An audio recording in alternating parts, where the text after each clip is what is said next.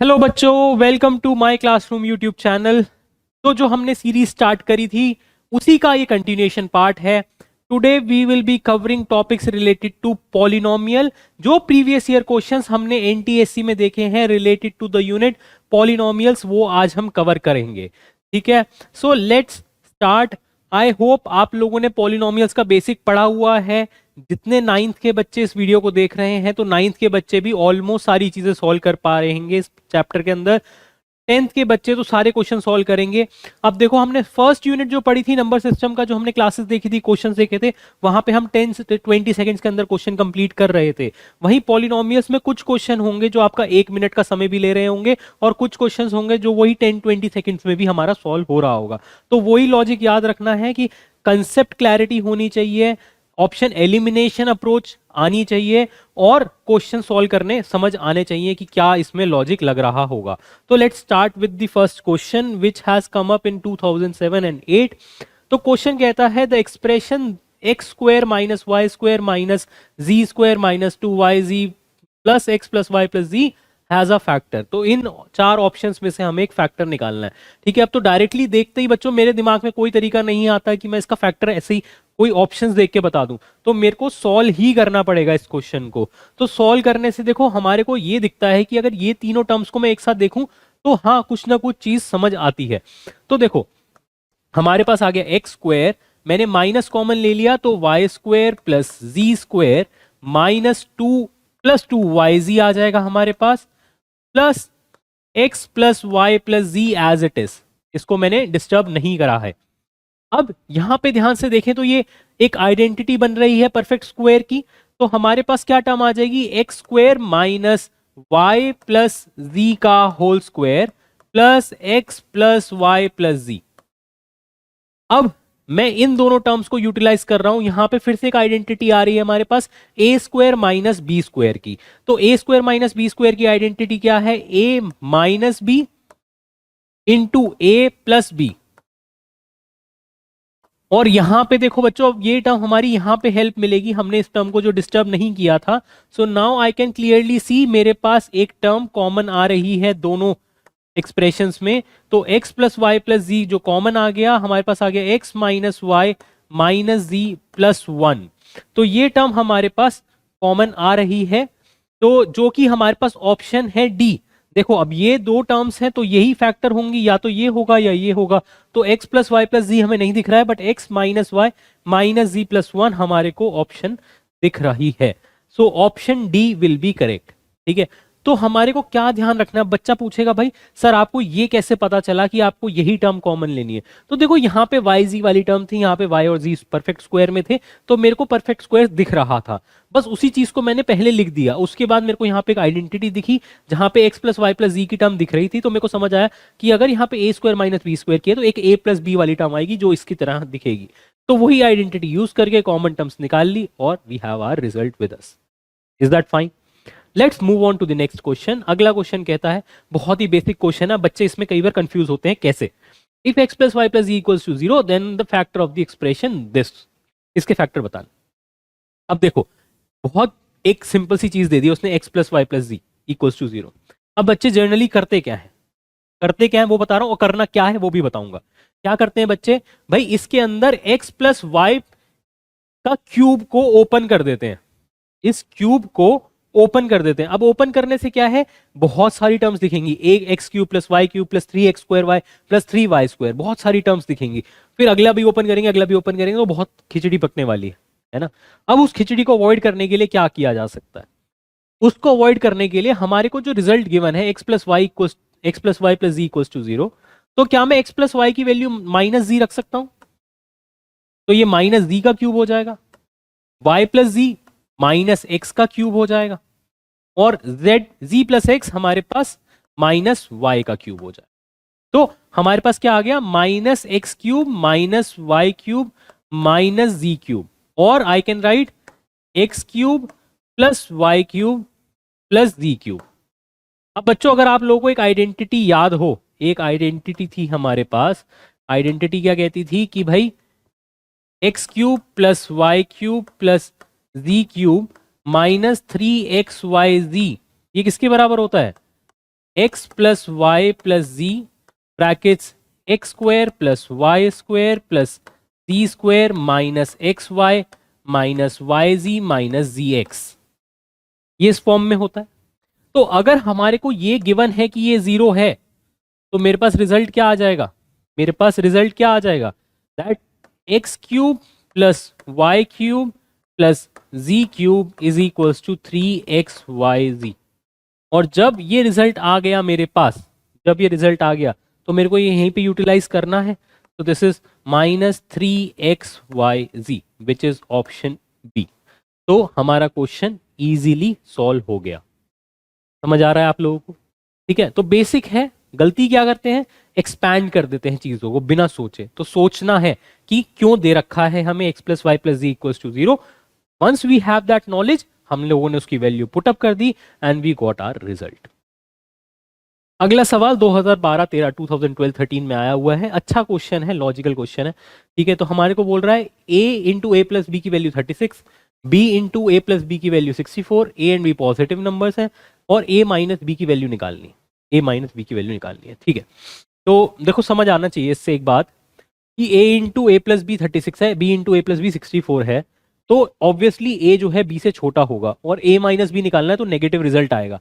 तो मतलब ये दोनों ऑप्शन एलिमिनेट हो गई मेरे पास पहले सेकंड ही। मैंने ऑप्शन को पहले सेकंड ही एलिमिनेट कर दिया। क्यों? क्योंकि मेरे को यहां से पता चल गया कि भाई जो ये एक्सप्रेशन है, ये पूरा एक्सप्रेशन है, इससे मेरे को दो एक्सप्रेशन दे रखे थे, इससे पता चल गया कि a लेस देन b होगा। तो a माइनस बी कभी भी पॉजिटिव नहीं आएगा क्योंकि दोनों पॉजिटिव नंबर्स गिवन है हमें। अब इसी बात को ध्यान में रखते हुए अब इन दोनों में से कोई आंसर ठीक होना चाहिए, कोई बात नहीं। ठीक, तो हमने दोनों इक्वेशंस को ऐड अप कर दिया ओपन करके, a square plus a b plus b a plus b square equals to 36 plus 64। तो बच्चों देखो ये क्या बन गया, ए प्लस बी का होल स्क्वायर, यहाँ पे ये 10 का स्क्वायर 100 हो गया। तो ए प्लस बी की वैल्यू क्या क्या मिल गई हमें, a plus b will be equals to 10। अब फर्स्ट इक्वेशन में पुट कर देते हैं, तो a into 10 is equals to 36। तो a की वैल्यू कितनी आ गई 3.6, b into 10 is equals to 64, तो b की वैल्यू कितनी आ गई 6.4। और हमारे को क्या निकालना है, we need to figure out a minus b। तो 3.6 माइनस 6.4 विल बी नेगेटिव 2.8। तो option C is the correct. ठीक है, तो हमने ऑप्शन एलिमिनेट भी करी पहली चीज, और उसके बाद हमने उसको सिंप्लीफाई करके भी देख लिया कि भाई दो ऑप्शन ही दिख रही हैं हमें। अगर कई बार क्या होता है कि ऐसा क्वेश्चन आता और आपको यही दिख जाता कि भाई एक ही नेगेटिव ऑप्शन है, तो वही आंसर हो जाता आपके लिए, वो इजी था, है ना। बट नहीं है, अगर दो ऑप्शन दे रखे फिर भी एटलीस्ट ये हो गया दो ऑप्शन तो एलिमिनेट हो गई पहले सेकंड के अंदर ही। अब उसके बाद हमने क्वेश्चन सॉल्व कर लिया and we got our result. Next question 12-13 में आया हुआ है, if the quotient of this when divided by this is this then the descending order of a b c बताना है। ठीक है, तो long division of polynomials concept जो है हमारा, that is long division of polynomials. तो we have x to the power 4 minus 11x cube plus 44x square minus 7x plus 48। ये तो हमारे पास बच्चों टर्म है जिसे हमें डिवाइड करना है x square minus 7x plus 12 से।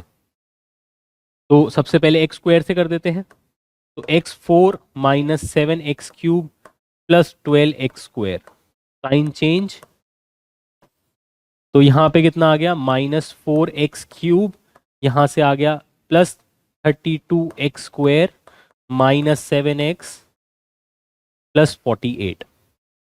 -4x से कर देते हैं, तो -4x cube plus 28x square minus 48x, again sign change. तो we will these two terms get cancelled out. यहाँ पे आ गया हमारे पास 4x स्क्वायर, यहाँ से आ गया plus of 41x plus of 48। अब हमारे पास क्या चाहिए, हमें +4 चाहिए। तो जो भी टर्म आएगी वो हम यहाँ पे लिख देंगे, उससे कोई फर्क नहीं पड़ता। क्यों? क्योंकि इसके बाद वो फर्दर सिंप्लीफाई नहीं होगा, क्योंकि इसके बाद ये x वाली टर्म आ जाएगी, यहाँ पे कुछ होगा और ये x वाली टर्म आ जाएगी। तो बस क्वेश्चन मेरा यही है, मेरे को इसके आगे सॉल्व करने की जरूरत नहीं है। तो a की वैल्यू आ गई 1, b की वैल्यू आ गई -4, c की वैल्यू आ गई 4। डिसेंडिंग ऑर्डर में लगाना है, सो CAB इज ऑप्शन डी। तो CAB इज ऑप्शन डी, तो हमारे को मिल गया। कैसे? क्वेश्चन हमें बोल रखा है कि this is equals to A, B and C. तो a की value 1 into x square, B की वैल्यू -4, सी की वैल्यू 4। तो यहाँ से हमारे पास रिजल्ट आ जाएगा। तो long division of polynomial I think बहुत बेसिक कंसेप्ट है, हर बच्चे को आता होगा। यहाँ पे आप स्टेप्स अवॉइड कर सकते हैं अगर किसी को लगता है कि भाई लॉन्ग डिवीजन में मेरे को ज़्यादा टाइम लग रहा है, तो थोड़ी उसकी प्रैक्टिस कर लो, 10 15 20 क्वेश्चन सॉल्व करोगे तो अपने आप स्पीड अप हो जाओगे। Let's move ahead. फिर बहुत एक बेसिक सा क्वेश्चन आता है x plus 1/x equals to 2, तो रूट एक्स प्लस 1/√x। तो देखो बच्चों, सारे क्वेश्चंस में हम लोग आइडेंटिटीज का ही यूज करते हुए जा रहे हैं। यहाँ पे भी अगर इस टाइप का क्वेश्चन नहीं करा है तो नहीं हो पाएगा, एकदम से अप्रोच क्लिक नहीं करती है। तो इसीलिए बार बार बोला जाता है आप लोगों को प्रैक्टिस करो, मल्टीपल क्वेश्चन प्रैक्टिस करोगे तो क्वेश्चन के देखते ही समझ आ जाएगा। अब देखो, हमें x प्लस 1/√x की वैल्यू निकालनी है, तो मैंने क्या करा, मैंने इसका स्क्वायर कर दिया। ठीक है, मेरे को इसकी वैल्यू निकालनी है तो कोई बात नहीं, इसका स्क्वायर कर दिया। स्क्वायर करके क्या दिखता है, x प्लस 1/x प्लस 2, ये आ जाता है। और x प्लस 1/x की वैल्यू हमें ऑलरेडी गिवन है क्वेश्चन में, तो 2 प्लस 2 इज इक्वल्स टू 4। तो हमारे पास रूट एक्स प्लस 1/√x, अगर मैं इसका स्क्वायर रूट ले लेता हूं तो यहाँ से 2 आंसर आ जाएगा। तो 2 will be the correct result which is option B. ठीक है, तो हमने क्या करा, जो रिक्वायर्ड था उसका स्क्वायर लिख के ओपन कर दिया राइट हैंड साइड में। आइडेंटिटी, बेसिक आइडेंटिटी यूज कर ली। बेसिक आइडेंटिटी किसकी थी, a plus b whole square की। ए प्लस बी का होल स्क्वायर क्या होता है, a square plus b square plus 2 ab। तो जब हमने ये आइडेंटिटी यूज करी तो यहाँ से हमारे पास x प्लस 1/x का एक एक्सप्रेशन आ गया। उस एक्सप्रेशन को हमने सॉल्व कर लिया और हमारे पास रिजल्ट आ गया। ठीक है, बहुत easy basic question. Let's move है। ओके, सो 14-15 में, मतलब ये तो बहुत ही इजी क्वेश्चन है, 10 second question. x plus y की वैल्यू गिवन है, एक्स वाई की वैल्यू गिवन है, x square plus y square की वैल्यू निकालनी है। तो x प्लस वाई का स्क्वायर कर देते हैं हम लोग, तो हमारे पास क्या आ जाएगा, x square plus y square plus 2xy equals to 64। X y की वैल्यू 15 है, तो x y plus x square plus y square plus 2 into 15 will be 30 equals to 64। ये उधर ट्रांसपोज हो जाएगा तो 34 रिजल्ट आ जाएगा। 34 इज ऑप्शन बी। तो x square plus y square की वैल्यू कितनी आ गई हमारे पास, 34।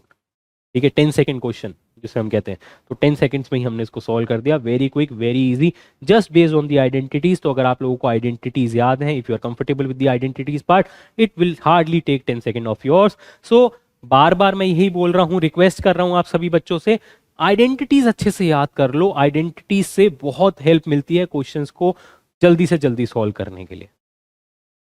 अगला क्वेश्चन, x की वैल्यू दे रखी है, एक्स स्क्वायर निकालना है, 1/x स्क्वायर निकालना है। ठीक है, तो हम लोग क्या करते हैं, इसमें बहुत सारे तरीके हैं भाई, क्या करा जा सकता है। तो पहले है कि x की वैल्यू गिवन है तो 1/x की वैल्यू निकाल लेते हैं, या फिर पहले x की वैल्यू गिवन है तो एक्स स्क्वायर निकाल लेते हैं। तो या फिर मतलब बहुत सारे तरीके हैं, बहुत सारे तरीके हैं। या फिर इसको मैं अगर एक परफेक्ट स्क्वायर की फॉर्म में लिखूं, x प्लस 1/x का होल स्क्वायर, अगर मैं ये लिख दूं इसको, x प्लस 1/x का होल स्क्वायर क्या होता है, x square plus 1/x square plus 2।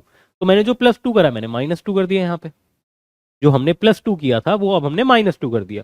तो मेरे पास x की तो वैल्यू है ही ऑलरेडी, बस मेरे को 1/x की वैल्यू निकालनी है। तो 1/x की वैल्यू क्या आएगी, 3 + √8। रैशनलाइजेशन का टॉपिक आ गया, तो 3 - √8 से मल्टीप्लाई डिवाइड कर दिया।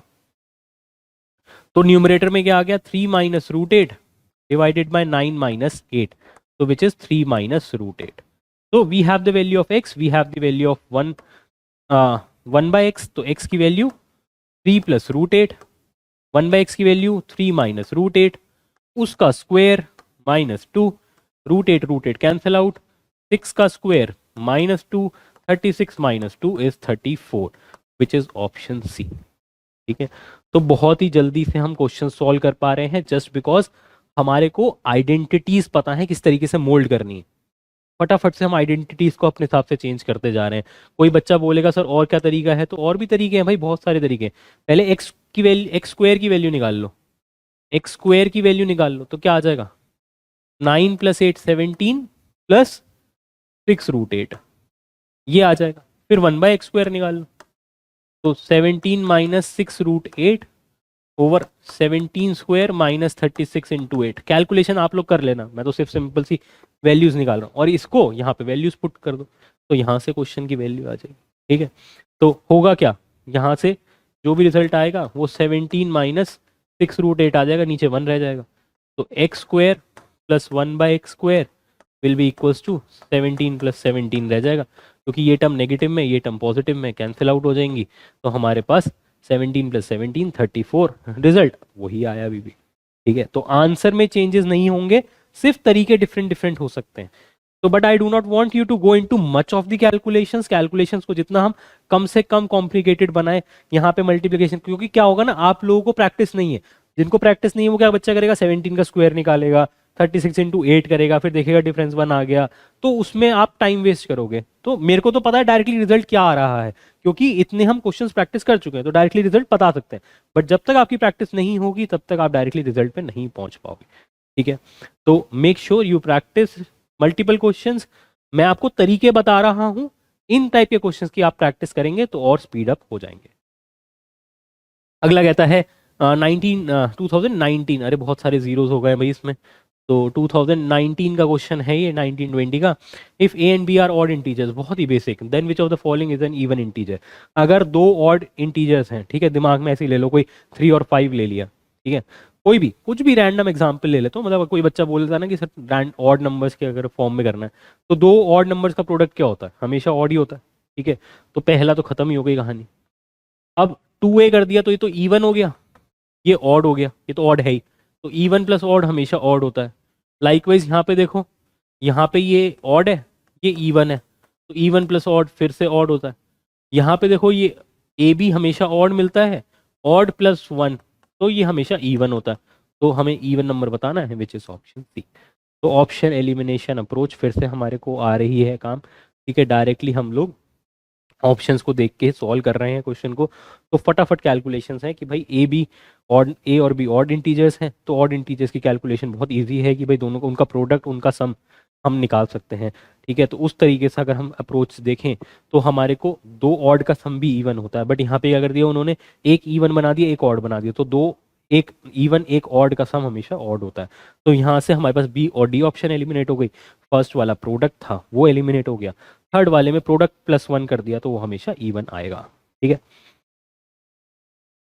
नेक्स्ट पार्ट पे चलते हैं। तो हमसे कहता है कि HCF दे रखा है एक्सप्रेशन का, दो एक्सप्रेशन दे रखे हैं, उनका HCF दे रखा है 1। HCF का क्या मतलब है, जो उसका हाईएस्ट कॉमन फैक्टर होता है, जो उसको डिवाइड करेगा परफेक्टली। तो a-1 इसको तो डिवाइड कर ही रहा है। देखो भाई सिंपल सी बात है, a² - 1 को मैं a+1 इंटू a-1 लिख सकता हूँ। तो दिख गया a-1 इसको डिवाइड कर रहा है, तो दूसरे एक्सप्रेशन को भी तो डिवाइड करना चाहिए a-1। तो अगर a-1 उसको परफेक्टली डिवाइड कर रहा है तो क्या कह सकते हैं, a = 1 will be one of the values for which the function will be equals to 0। मतलब अगर मैंने a-1 इस वाली टर्म का फैक्टर है तो उसको कंप्लीटली डिवाइड करेगा। अगर कंप्लीटली डिवाइड करेगा तो मैंने अगर a = 1 पुट कर दिया कहाँ, यहाँ पे, तो हमारा आंसर 0 के बराबर आना चाहिए। ठीक है, तो p1² - q 1 + 1 ये 0 के बराबर आना चाहिए। तो p - 2q should be equals to 0। So p is equals to 2q should be the result and p is equals to 2q is option B। ठीक है, तो HCF, LCM ये सारे के सारे आपको पॉलिनोमियल्स में इस टाइप के क्वेश्चंस मिलेंगे। HCF क्या है, हाईएस्ट कॉमन फैक्टर, जो उन दोनों टर्म्स में मिनिमम वैल्यूज में कॉमनली प्रेजेंट है। LCM क्या है, वो एक कॉमन टर्म जो दोनों के अंदर हाईएस्ट पावर्स में प्रेजेंट है। ठीक है, तो इस तरीके से हम लोग HCF, LCM निकाल सकते हैं। फिर दे रखा है कि अगर p = x + 1/x तो p - 1/p की वैल्यू निकालें, p - 1/p की। ठीक है, कोई बात नहीं, कर लेते हैं फटाफट से। तो p की वैल्यू ऑलरेडी गिवन है, तो 1/p की वैल्यू निकाल लेते हैं, क्योंकि वो थोड़ी सी कॉम्प्लिकेटेड होगी। तो 1/x + 1/x। अच्छा, अब बच्चे गलती कहाँ करते हैं, वो इसको डायरेक्टली रेसिप्रोकेट करके लिख देते हैं 1/x + x, ऐसे कर देते हैं बच्चे, विच इज़ कम्प्लीटली रॉन्ग, वो बिल्कुल ही गलत है। 1/p का मतलब है ये। तो अगर हम इसका LCM लेके सिंप्लीफाई करते हैं तो ऊपर आ जाएगा x, नीचे आ जाएगा x² + 1। अब मेरे को क्या निकालना है, p + 1/p। तो p की वैल्यू हमारे पास है x + 1/x, और 1/p की वैल्यू अभी हमने निकाल ली x/x² + 1। तो LCM ले लेते हैं। तो LCM हमारे को दिख गया, x × x² + 1 LCM आ गया है। पहले वाली टर्म में कुछ भी प्रेजेंट नहीं है, तो x² × x² + 1। अगले वाली टर्म में हमारे पास x² + 1 आ जाएगा, और लास्ट वाले टर्म में हमारे पास एक x² और आ जाएगा। तो हमारे पास क्या हो गया, ध्यान से देखें तो x4 प्लस 3x² न्यूमरेटर की हम बात कर रहे हैं, प्लस 1, और नीचे डिनोमिनेटर में आ गया x³ प्लस x। तो let us see which option, c और डी जैसे दिख रही हैं, तो डी में ऊपर 3x² है, तो option D will be correct. तो बेसिक क्वेश्चन है, सिर्फ कैलकुलेशन थोड़ी सी लेंदी हुई, यहाँ पे हमने लगभग 40 सेकंड, 30 से 40 सेकंड के अराउंड हमने लिया है कैलकुलेशन करने में। तो वही जो टाइम हम ले रहे हैं वो हमें कंपनसेट करना है बाकी क्वेश्चंस में। जैसे प्रीवियस वाला क्वेश्चन हमने जल्दी कर दिया था, उससे पहले वाला क्वेश्चन हमने जल्दी कर लिया था, तो जो टाइम हमने बचाया था वो यहाँ पे कंपनसेट हो गया। इसीलिए बोल रहा हूँ जो क्वेश्चन जल्दी खत्म हो सकता है उसको जल्दी खत्म करो, ताकि नेक्स्ट क्वेश्चन में अगर बाय चांस टाइम लग रहा है एक्स्ट्रा तो वहां पे हम दे पाए, ये ना हो कि हर क्वेश्चन में हम एक्स्ट्रा टाइम दे रहे हैं। अगला क्वेश्चन कहता है फैक्टर्स ऑफ दिस टर्म, 2016-17 का क्वेश्चन है, फैक्टर्स ऑफ दिस टर्म। तो हमारे पास फटाफट, अब कुछ बच्चे कहेंगे सर अच्छा नहीं दिख रहा, नीचे 3 आ रहा है, तो कोई बात नहीं, एलसीएम ले लो, उससे इजी दिखेगा। C square minus 6c minus 27 divided by 3। अब इसको तो मिडल टर्म स्प्लिटिंग से कर सकते हैं हम इजीली सॉल्व। न्यूमरेटर को 27 है तो 27 3 इंटू 9 से बनता है, तो यहाँ से plus 3c minus 9c minus 27 divided by 3। तो इसको हम सिंप्लीफाई करके c into c plus 3 minus 9 into c plus 3 divided by 3। तो हमारे पास क्या आ गया, c plus 3 into c minus 9 over 3। तो हम इसको सिंप्लीफाई करके लिख सकते हैं c plus 3 into c by 3 minus 3। ये जो नीचे 3 था मैंने इस टर्म से डिवाइड कर दिया। क्यों कर दिया, क्योंकि मेरे को c प्लस 3 सी माइनस 3 की टर्म्स दिख रही थी बार बार, तो मैंने c प्लस 3 वाली टर्म्स को अलग कर दिया, एंड c बाई 3 माइनस 3, तो c by 3 minus 3 c plus 3 which is option C. So option C is the correct result. ठीक है, तो बहुत ही बेसिक क्वेश्चंस आ रहे हैं बच्चों, देखो बार बार मैं बोल रहा हूँ एनटीएससी में डिफिकल्ट क्वेश्चंस नहीं मिलेंगे आप लोगों को, बहुत बेसिक क्वेश्चंस मिलेंगे। बेसिक क्वेश्चंस को सॉल्व स्पीड में करना है, बस यही टास्क है हमारा। बेसिक क्वेश्चंस हैं, बेसिक कंसेप्ट हैं, एनसीईआरटी से बाहर कुछ भी नहीं है। कंसेप्ट बेसिक होने का फायदा क्या है कि आपको स्पीड बन सकती है, प्रैक्टिस करोगे तो आप लोग स्पीड बना लोगे। ठीक है, बिल्कुल। Again if this is fully divisible by this, तो मतलब क्या मतलब है इसका कि एक्स की वैल्यू अगर मैं -1 पुट करूंगा तो हमारा आंसर 0 के बराबर आना चाहिए। मतलब अगर फंक्शन हमारे पास है x टू द पावर 100 प्लस 2x to the power 99 plus k, तो अगर मैंने इसमें -1 पुट करा तो that should be equals to 0। तो चेक कर लेते हैं, -1 to the power 100 plus 2 into -1 to the power 99 plus k should be 0। तो -1 to the power 100 is 1, this is -2 plus k equals to 0। तो यहाँ पे k equals to 1 will be our final result which is option D. तो k is equals to 1 will be the answer for the required one. तो basic polynomials का concept ये हम बार बार पढ़ते ही हैं कि अगर एक टर्म उसको कंप्लीटली डिवाइड करता है तो उसका वैल्यू पुट कर दो, जो इसे हम कहते हैं फैक्टर थ्योरम। ऐसी हमने रिमाइंडर थ्योरम पढ़ी है। तो यही सारी चीज़ों से हम लोग क्वेश्चंस को इजीली सॉल्व कर सकते हैं। फिर एक और क्वेश्चन आता है the solution of the equation this. ठीक है, तो यहाँ पे हो सकता है आप लोगों को टाइम लगेगा, थोड़ी सी कैलकुलेशन लेंदी होंगी। तो 7 to the power 1 plus x, तो इसको हम 7 into 7 to the power x बोल सकते हैं, plus 7 over 7 to the power x equals to 50।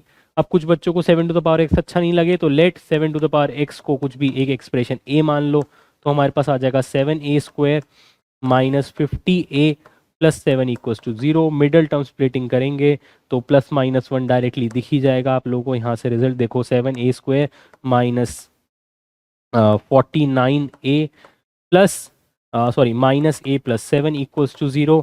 तो हमारे पास यहाँ से 7a I can take common, so it is a minus 7, I can take -1 common, a minus 7।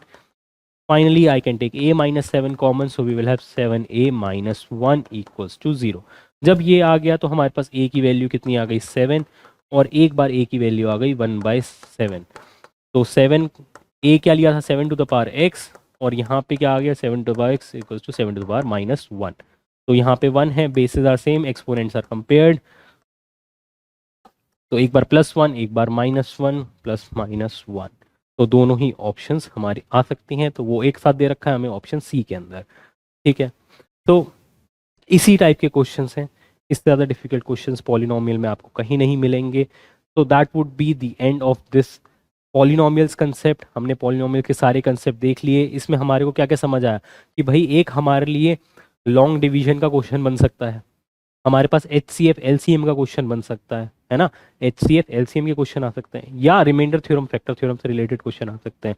तो इस तरह का क्वेश्चन है नहीं हमारे पास, डिफिकल्ट क्वेश्चन बनेगा नहीं, आइडेंटिटी बेस्ड क्वेश्चन है सारे के सारे, इनको अच्छे से पढ़ लोगे तो हमारा काम फटाफट से हो जाएगा। तो that would be it for today's slide. So all the best, take care, do like and subscribe the video and share with your friends. Thank you.